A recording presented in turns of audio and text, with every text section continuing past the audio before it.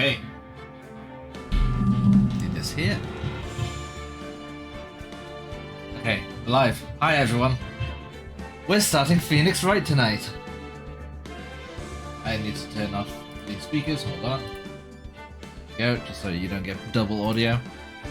Oh boy, I'm nervous about this one because this is going to be a hell of a lot of voice acting. Also, I know nothing about these games, so this is going to be fun.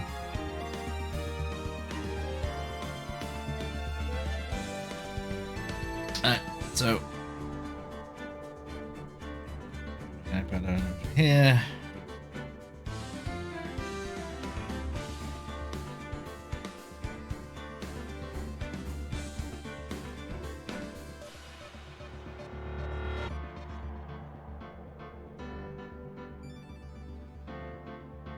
Okay, shall we start?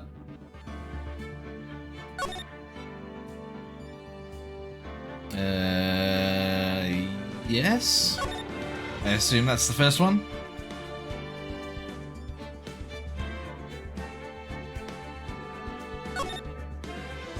Play the first turnabout? Yes.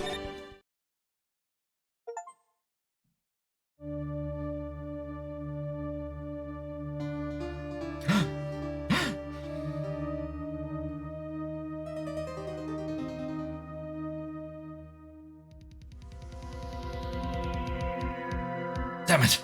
Why me? I can't get caught. Not like this. I've got to find someone... someone like... him. I'll make it look like he did it.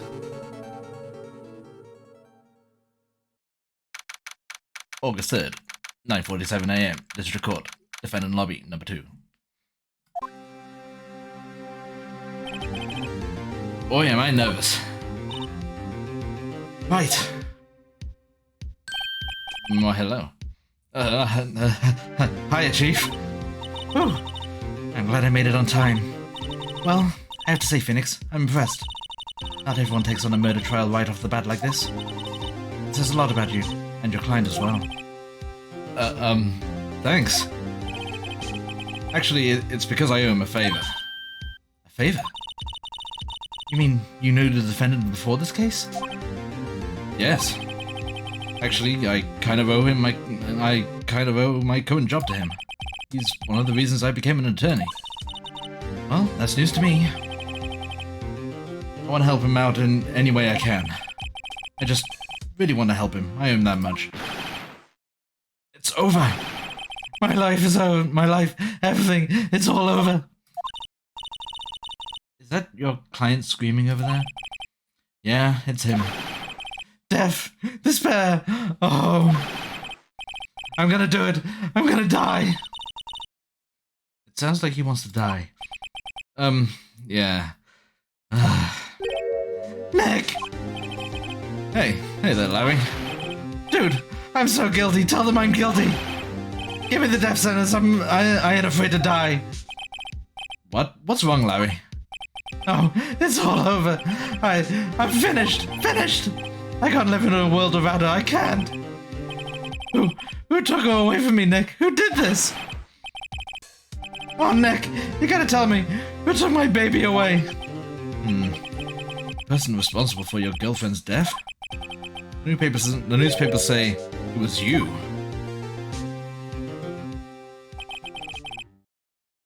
My name is Phoenix Wright. Here's the story. My first case is a fairly simple one. A young woman was killed in her apartment. The guy they arrested was the unlucky sap dating her. Larry Butts. My best friend since grade school. Our school had a saying, when something smells, it's usually the butts. In 23 years I've known him, it's usually been true. He has a knack for getting himself in trouble. One thing I can say though, it's usually not his fault. He just has terrible luck. I don't know better than anyone that he's a good guy at heart. That, and I owe him one, which is why I took the case, to clear his name. And that's just what I'm going to do. August 3rd, 10 AM. District Court. Courtroom, number 2.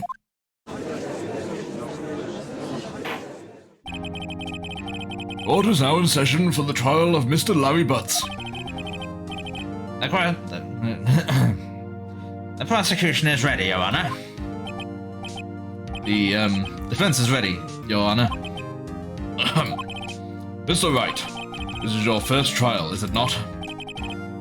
Yes, Your Honor. I'm a little nervous. Your conduct during this trial will decide the fate of your client. Murder is a serious charge. For your client's sake, I hope you can control your nerves. Thank you, Your Honor. Mr. Wright, given the circumstances, I think we should have a test to ascertain your readiness. Yes, Your Honor. Hands shaking, eyesight fading. The test will consist of a few simple questions. Answer them clearly and concisely. Please state for the name of the defendant in this case. Larry Butts. The defendant? Well, that's Larry Butts, Your Honor. Correct. Just keep your wits about you and you'll do fine. Next question. This is a murder trial. Tell me, what's the victim's name? Oh, I know this one. Glad that I read the case report cover to cover so many times. It's...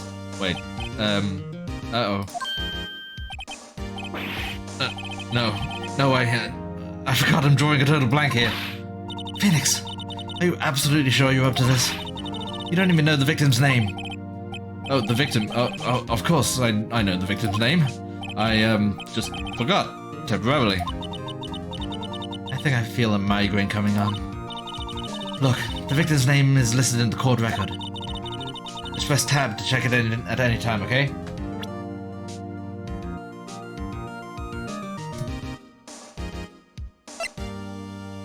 Cindy's autopsy report, time of death, 4 to 5 p.m. on the 7th of the 31st of the 7th. Cause of death, loss of blood due to blood trauma. Got it. Remember to check it often. Do it for me, please, I'm begging you. Mr. Wright, who is the victim in this case? Cinderblock. Cindy Stone. The victim's name is Cindy Stone. Correct. Now, tell me, what was the cause of death? She died because she was hit with a blunt object. She was struck once by a blunt object. Correct. You've answered all my questions. I see no reason why we shouldn't proceed. You seem much more relaxed, Mr. Wright. Good for you. Thank you, Your Honor. Because I don't feel relaxed, that's for sure. Well then, first, a question for the prosecution. Mr. Payne? Yes, Your Honor. As Mr. Wright just told us, the victim was struck with a blunt object. Would you explain to the court just what that object was? The murder weapon was the statue of the Thinker. It was found lying on the floor next to the victim. I see. The court accepts it into evidence. A statue in the shape of the Thinker is rather heavy. Right. Be sure to pay attention to any evidence added during the trial. How's the sound balancing here? Do I need to lower it at all? That evidence is the only ammunition you have in court. Use tab to check the court record frequently.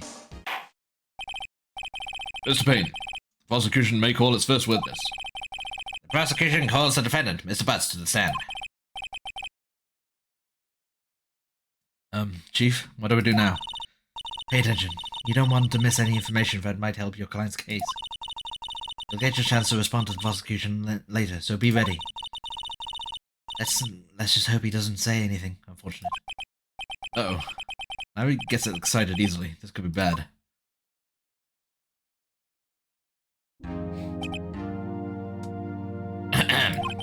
Mr. Butts, is it not true that the victim had recently dumped you?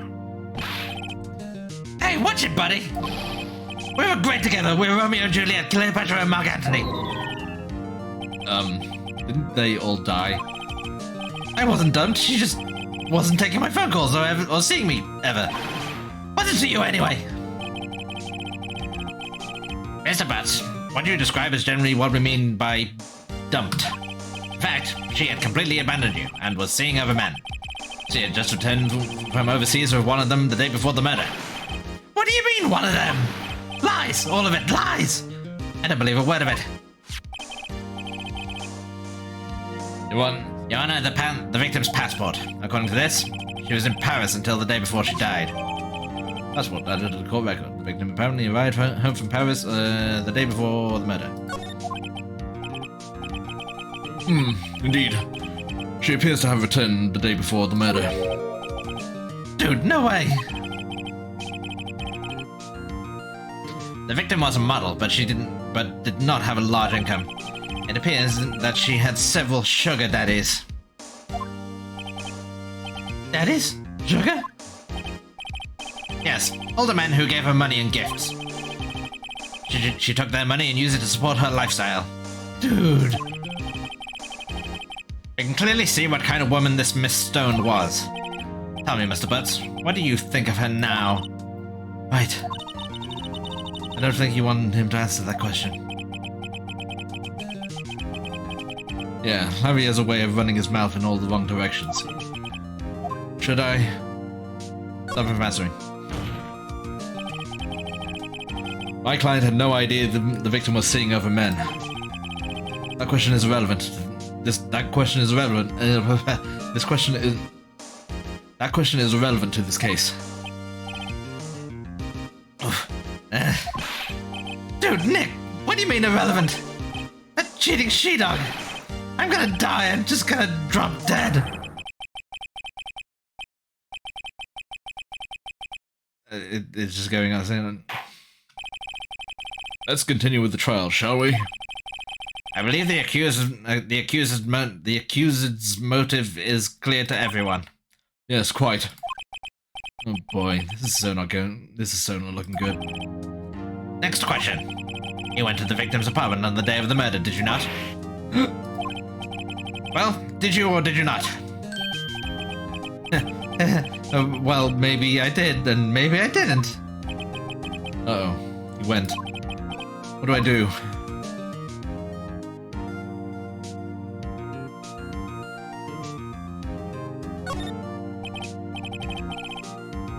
I know, I'll send him a signal. Tell the truth. Yeah, I was there. I went. Order. Well, Mr. Butts. Dude, chill. She wasn't home, man. Like I said, I didn't see her. Yeah, man, the defendant is lying. Lying? The prosecution would like to call a witness who can prove Mr. Butts is lying. Well, that simplifies matters. Who is your witness? The man who found the man who found the victim's body. Just before making the gruesome discovery. He saw the defendant fleeing the scene of the crime.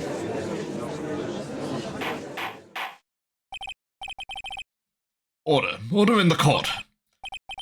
Mr. Payne, the prosecution may call its witness. Yes, Your Honor. This is bad.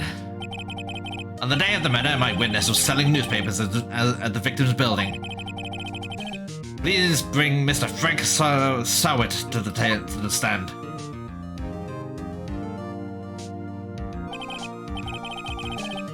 Mr. Sowett, you sell newspapers with subscriptions, is this correct? Oh yes, newspapers, yes. Mr. Sowett, you may proceed with your testimony. Please tell the court what you saw on the day of the murder.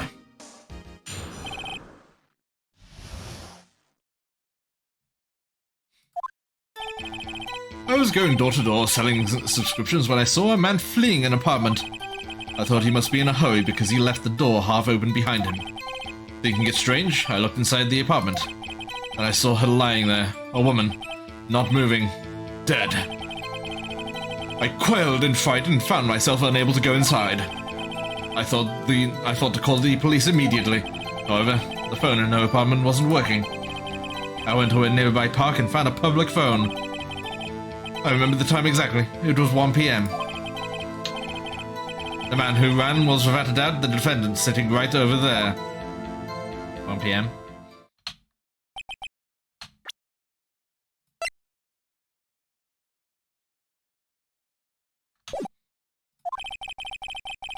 Larry, why didn't you tell the truth? I can't defend you against the testimony like that.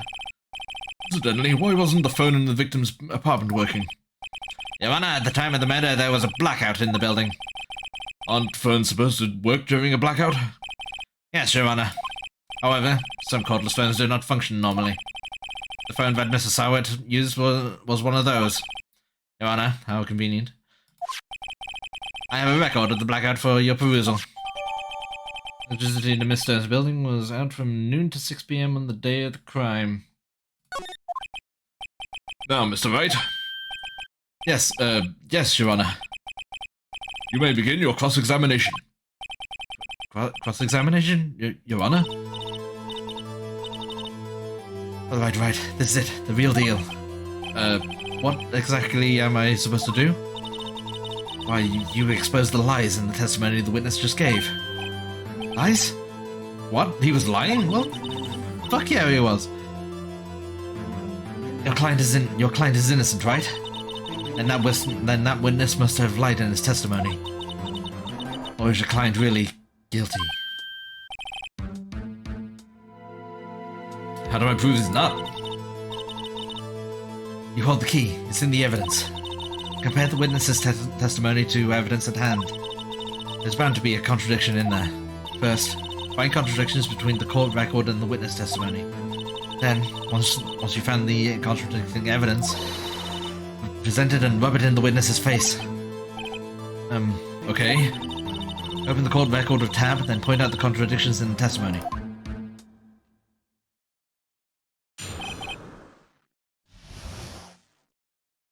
Okay.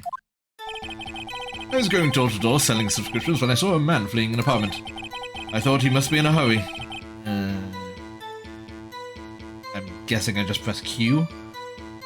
I thought he must be in a hurry because he left the door half open behind him. Thinking it strange, I looked inside the apartment, and I saw her lying there, a woman, not moving, dead. I quailed in fright and found myself unable to go inside. I thought to call the police immediately. However, the phone in her apartment wasn't working.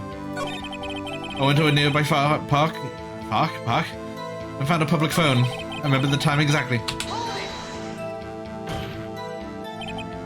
1 p.m., are you certain? Yes, absolutely. Seems really confident. 1 p.m.? Right. Doesn't that seem strange to you? Yes, it does. Present some evidence to contradict him.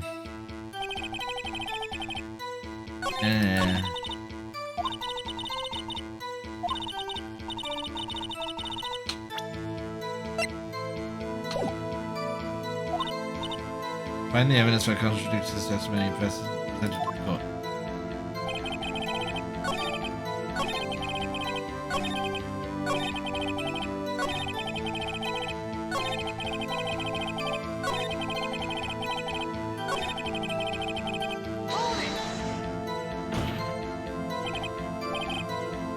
PM, are you certain?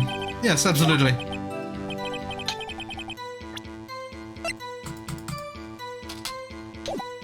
Okay.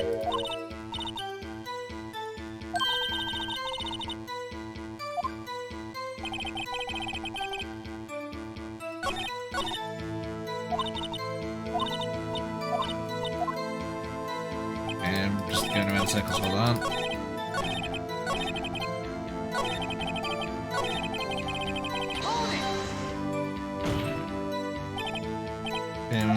Yes, absolutely.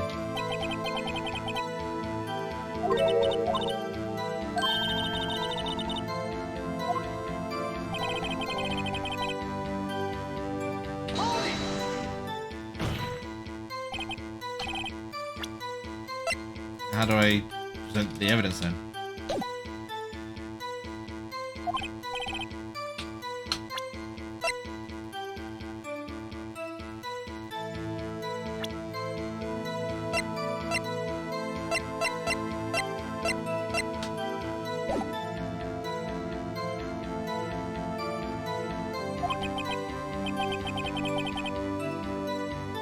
for extra info and present evidence to have you think the statement itself is a contradiction.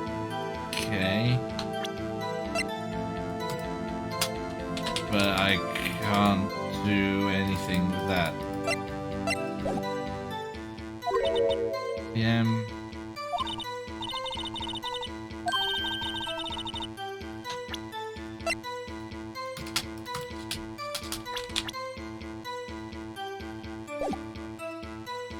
Outside of the festive, what do you mean?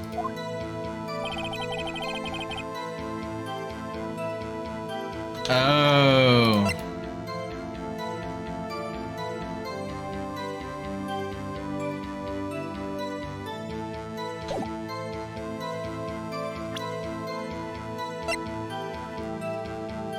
Ah, there we go.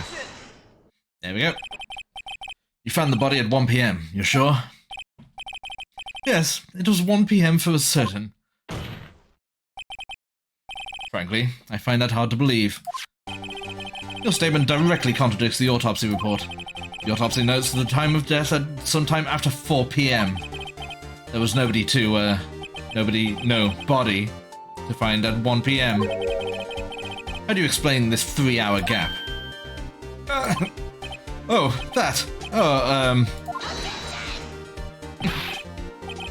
This is trivial. The witness merely forgot the time. After his testimony, I find that hard to believe. Mr. Sowett, why were you so certain that you found the body at 1 PM?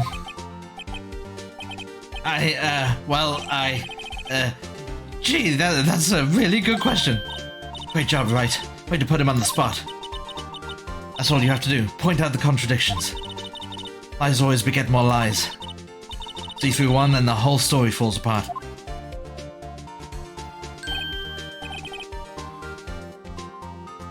Wait, I remember now. Would you care to give your testimony again? The time of discovery. You see, when I found the body, I heard the time. There was a voice saying the time. It was probably coming from the television. Oh, but it was 3 hours off, wasn't it? I guess the victim must have been watching a video or a taped program. That's why I thought it was 1 PM. Terribly sorry about the misunderstanding. I see. You heard a voice saying the time on a taped program. How convenient. Mr. Wright, you may cross-examine the witness. Right. You know what to do. I've got this one. The time of discovery.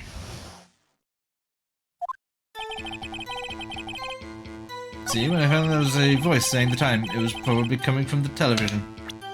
Hold on.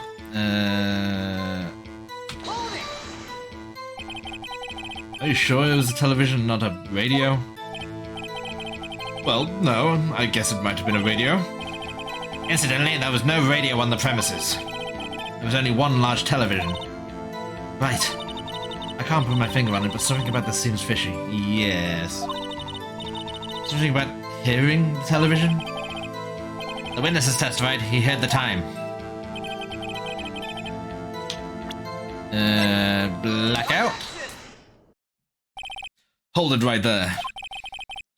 The prosecution has said there was a blackout at the time of the discovery.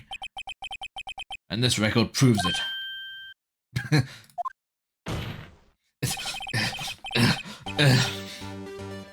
You couldn't have heard a television or a video.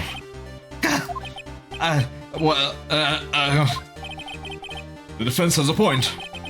You have an explanation for this, Mr. Sowett. No, I find it quite puzzling myself, quite. Wait, I remember now. Mr. Sowett? The court would prefer to hear an accurate testimony from the very beginning. These constant corrections are harming your credibility. That, and you seem rather distraught. My apologies, Your Honor. It must have been the shock of finding the body. Very well, Mr. Sowett. Let's hear your testimony once more, please. Third time's a charm. Hearing the time. Actually, I didn't hear the time. I saw it.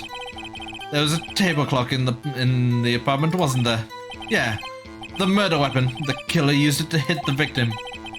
That must have been what I saw. You saw a clock. I guess I would explain it. Defense may cross-examine the witness. Gladly. Hold on. That doesn't look like a clock. It's a statue.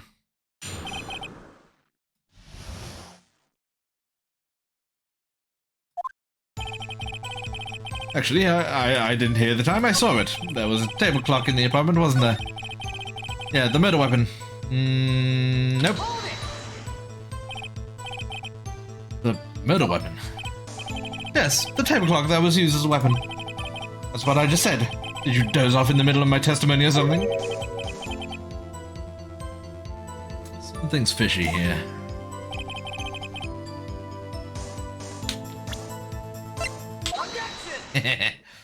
That's actually really satisfying. Wait just a moment. The murder weapon wasn't a clock.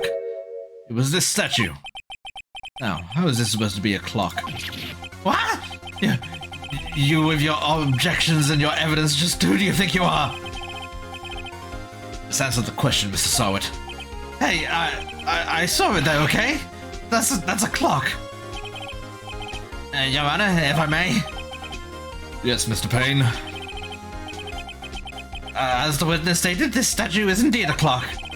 The neck is a switch. You just tilt it and it says the time out loud. As it doesn't look like a clock, I submitted it as a statue. My apologies. I see. So the murder weapon was a table clock after all. Well, Mr. Wright, it appears that the witness's testimony was correct.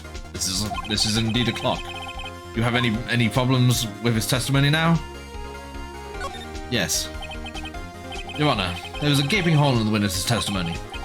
The only way he could have known the weapon was a clock is to hold it in his hand. Yet the witness testified that he never entered the apartment. Clearly a contradiction. Indeed.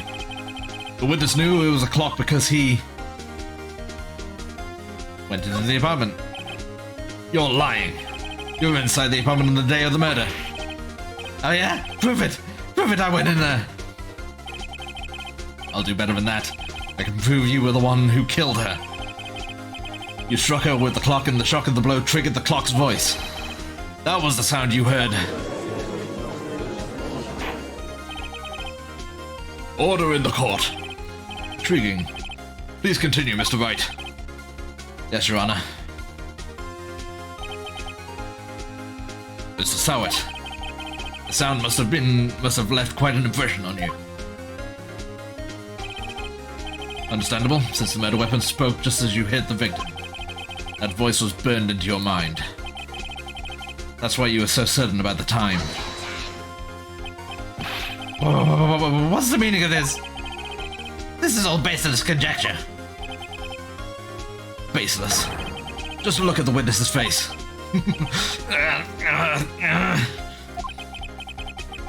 Would the witness care to elaborate? Did you strike the victim with the clock? That day, I never... Look, the clock, I had... No, I mean, I saw... Ah! Shut up, shut up, shut up, shut up, I hate you! It was him, I tell you. I saw him.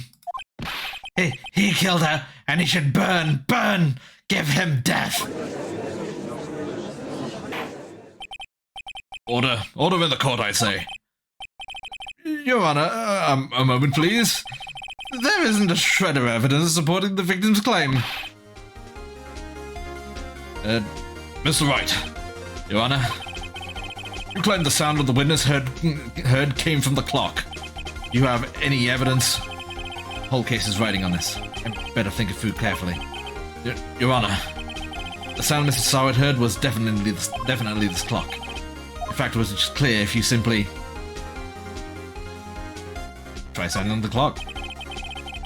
Let's sound the clock now, here in this court. Your Honor, may I have the clock? I ask the court to listen very carefully. Beep! I think it's 8:25 p.m.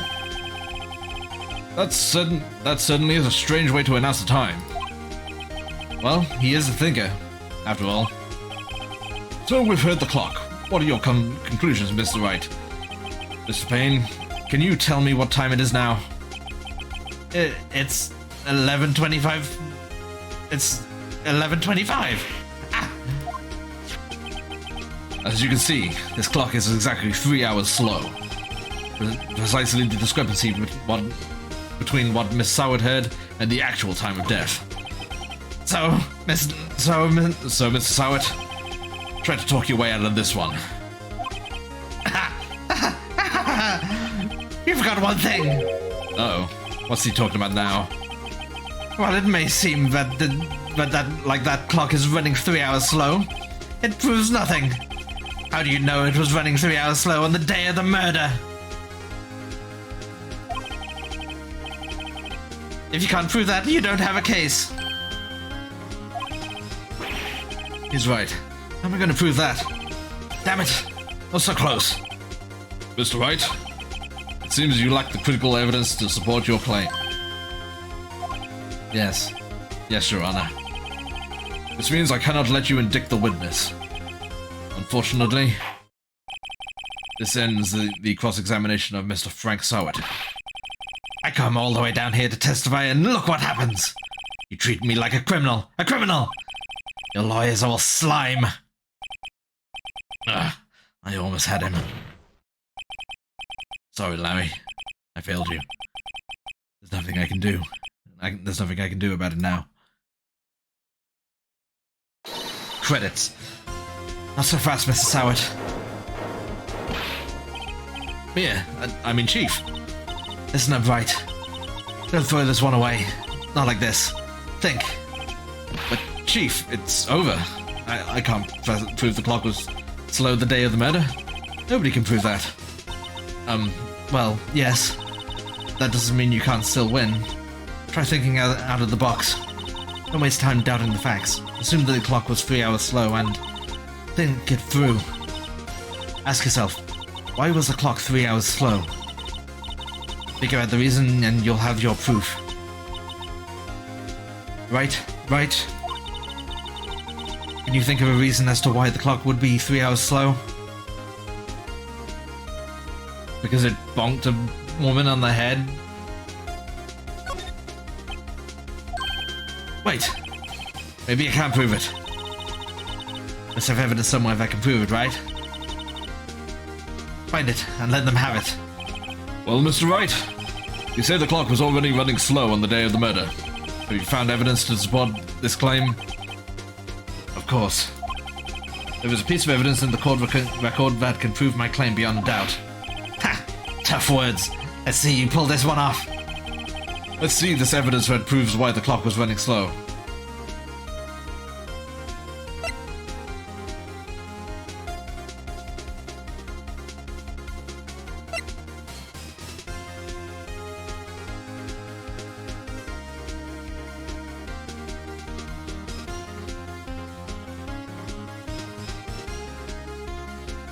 Isn't the passport? Because she was coming back from Paris and had it in a different time zone.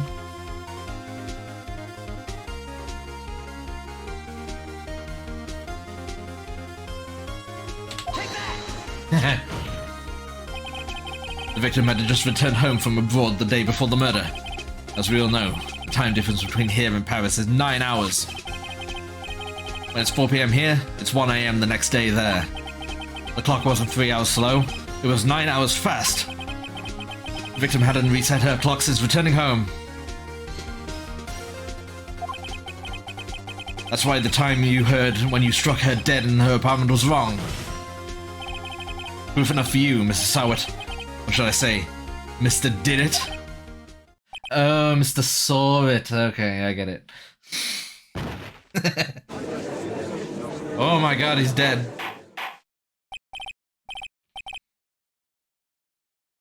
Order. Order, I say.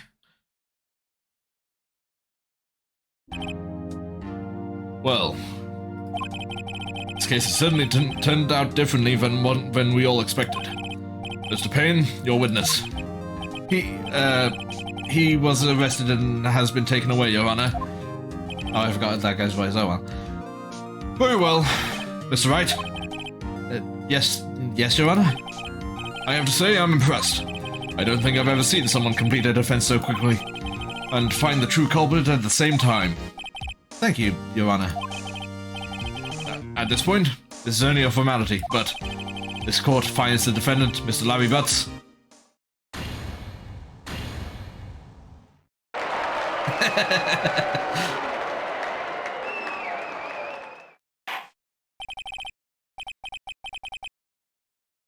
And with that, this court is adjourned.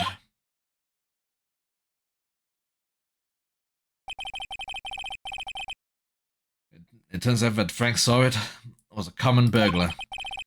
He posed as a newspaper salesman to check and see when people were out of the house. That day, when Larry went to her apartment, the victim wasn't home. After he left, Mr. Sawyer let himself in to do his dirty work. While he was searching her place, the victim returned. Flustered, Mr. Sawyer grabbed the nearest blunt object he could find.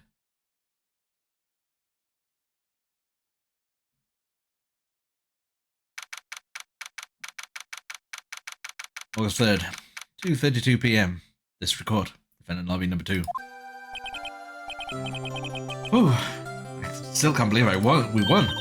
Right, good job in there. Congratulations. Thanks, Chief. I owe it all to you. Not at all, not at all. You fought your own battles in there. It's been a while since I've seen a trial end on such a satisfying note. I've never seen the Chief looking this happy. She's this glad. Imagine how Larry must feel. My life is over. Larry, you're supposed to be happy. What's wrong now? Oh, Nick. Don't worry about me. I'll be dead and gone soon. Good. Wait, no, I mean bad. Bad, bad, bad. Larry, you're innocent. The case is closed. But my Cindy Wind is gone, man. Gone forever. Larry, she was at... Nah, never mind. Congratulations. Congratulations, Harry. Harry? Yes, you. I can practically see the headlines now. Harry Butts, innocent.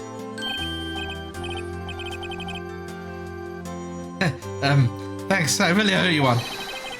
I won't forget this, ever. Let's celebrate. Dinner, movie, my treat.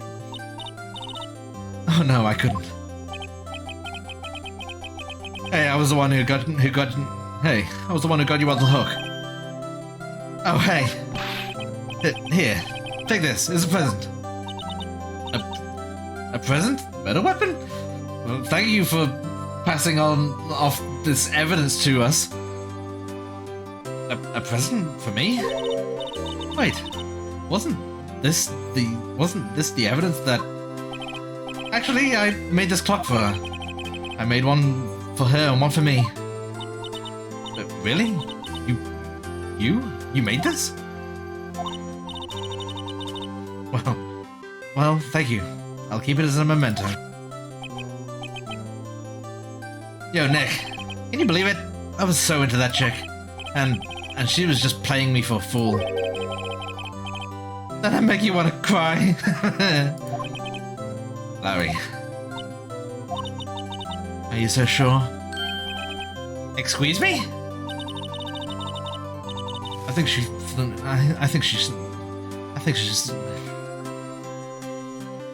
thought quite a lot of you in her own way. Nah, you don't gotta sympathize with me, it's okay. Oh, I'm not just sympathizing, really. Isn't that right? That's hard to say. Don't you have something to show your friend? Something that proves how she felt about him? Do I? Huh? Oh, yeah, right. What the heck is she talking about? Yeah, she kept the statue. Check this out, Larry. Proof positive you weren't just some chump to her. Huh? the clock. This is the clock you made for her, Larry. She took it with her when she traveled. Whatever, she probably just needed a clock, that's all. You think so? That's a pretty heavy clock to take traveling.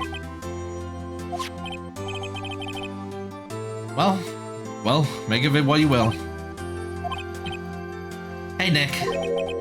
I'm glad I asked you to be my lawyer. Really, I am. Thanks. Hope that made him feel a little better. Right? I hope you see the importance of evidence now. Also, hopefully you realize things. Hopefully you realize things change depending on how you look at them. People too. We never really know if our clients are guilty or innocent. All we can do is believe in them. And in order to believe in them, you have to believe in yourself. Right. Listen, learn, grow strong. Never let go of what you believe in. Never. Well, I think our work here is done. Shall we be off? Yeah, I guess so. Say, how about dinner? On me? We'll drink a toast to innocent butts. Yeah. Oh, speaking of Harry, you were saying part of why you became a lawyer was because of him. Yeah, part at least. You'll have to tell me more about it sometime. Maybe over drinks? You're in there. So, my first trial came to a close.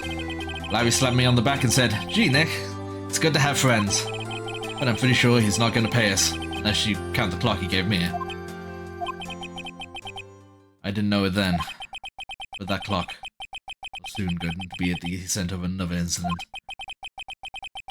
My promise to tell the chief about me and Larry would be one promise that I wouldn't be able to keep. Wait, what? Why?